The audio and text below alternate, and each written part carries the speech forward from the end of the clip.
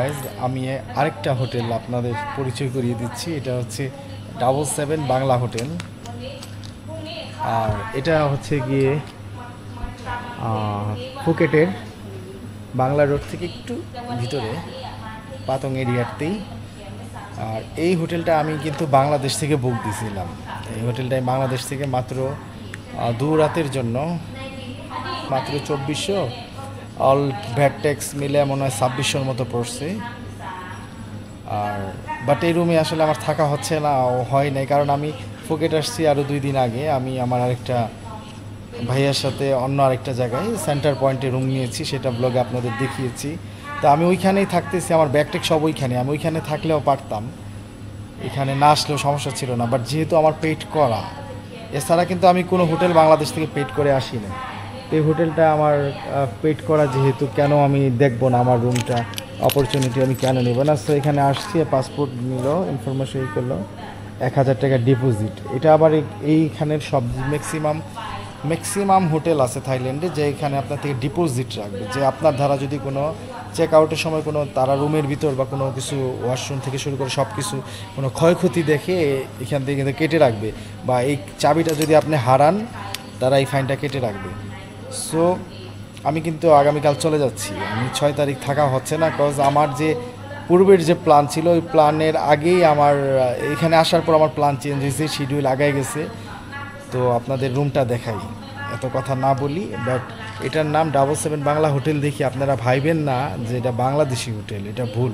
এখানে বাংলা রোড আছে, Bangla walking street আছে, বাংলা নামের অজস্র কিছু আছে। আর এখানে যারা স্টাফ তারা কেউই বাংলাদেশি না।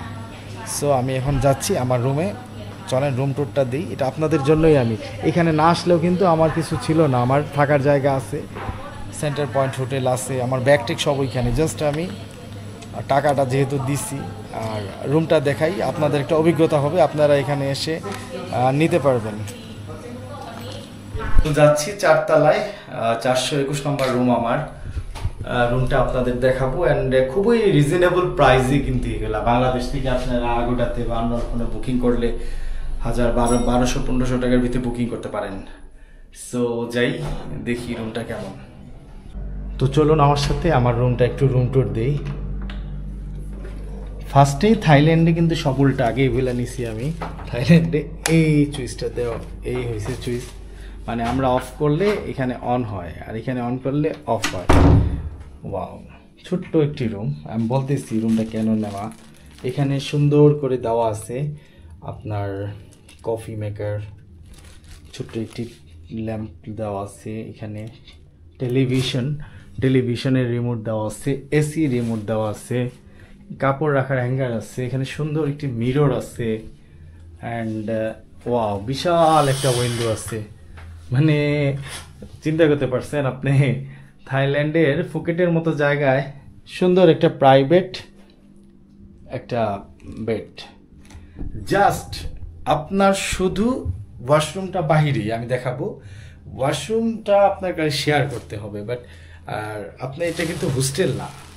হোস্টেল টাইপে থাকার মধ্যে যেমন এটা হচ্ছে কি আপনার এক রুমে 4 জন থাকা লাগে, বাট এটা হচ্ছে পার্সোনালি আপনি একাই থাকতে পারবেন। এটা পার্সোনালি আপনি একা থাকতে পারবেন। আপনার পার্সোনাল কিছু যেগুলো থাকে, এখানে ভল্ট আছে, লক করে যেতে পারেন। তো এই সুন্দর, আমার কাছে কিন্তু অনেক ভালো লাগছে, কিউট একটা রুম। জাস্ট যেহেতু আপনি সলো ট্রাভেল করেন, আপনার সাথে যদি অনেক গ্যাজেট থাকে, আপনি চাচ্ছেন না যে কাপল রুম নিতে বা কিং সাইজ বেড নিতে। যেহেতু আমি এখানে আরেকজন ভাই পাইছি, হাবিব ভাই পাইছি, ওনার সাথে আমি একটা রুম শেয়ার করতেছি, এবং রুমটা অনেক ভালো বড়। উনি যদি না আসতাম, যদি একা আসতাম, তো অবশ্যই আমার জন্য এটা বেটার ছিল না। তো অবশ্যই সোলো ট্রাভেলাররা সবসময় চায় টাকা সেভ করে একটু রিল্যাক্সে থাকতে। তাই আমি মনে করি this is the good option 777 Bangla. কি আপনারা যদি একা আসেন কখনো, এরকম দেখতে পারেন।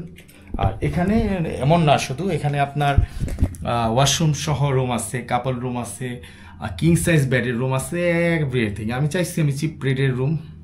তো জানি না এই রুমে আমি আজকে রাতে থাকি কি না, সেটা অবশ্যই আপনারা দেখতে পাবেন। এখানে যে আমার কাছ থেকে 1000 টাকা যেটা ডিপোজিট রাখছে তারা, সেখানে কারণ আছে, কারণ এখানে লিস্ট আছে। যদি এখানে কোনো জিনিস নষ্ট হয় বা ভাঙে বা চুরি হয়, সেখানে কিন্তু তারা ফাইন রেখে দিবে। তারা রুম ছাড়ার আগে তারা রুমটা চেক দিবে যে টেলিভিশন, এসি, উইন্ডো সব ঠিকঠাক আছে কিনা। তো ইজ ভেরি গুড, এটা ভালো, কারণ মানুষ সব কিছু একদিন 2 দিনের জন্য ভাড়া নিয়ে নিজের মতো মনে করে নষ্ট করে ফেলেছে, এটা করা যাবে না। এটা বাংলাদেশেও আমি জোর দাবি জানাচ্ছি বাংলাদেশের সিস্টেমটা করুক। গাইজ, এটা হচ্ছে আমার 777 বাংলা হোটেলের সুইমিং পুল, একদম রুফটপে। এখানে উঠলে অনেক সুন্দর ভিউ পাওয়া যায়। সকাল সকাল উঠছি, ওই যে পাহাড়ের মধ্যে হোটেল, কটেজ, রিসোর্ট সব আছে। ওদিকে টেম্পল আছে, ওদিকে হচ্ছে আরও আছে পাহাড়, এদিকে হচ্ছে গিয়া সমুদ্র সৈকতটা ফুকেটের। এটা হচ্ছে ফুকেট শহর। ফুকেটের সব হোটেল মোটেল টুরিস্ট এরিয়া এইখানেই আশেপাশে, হচ্ছে সমুদ্র দেখা যায়।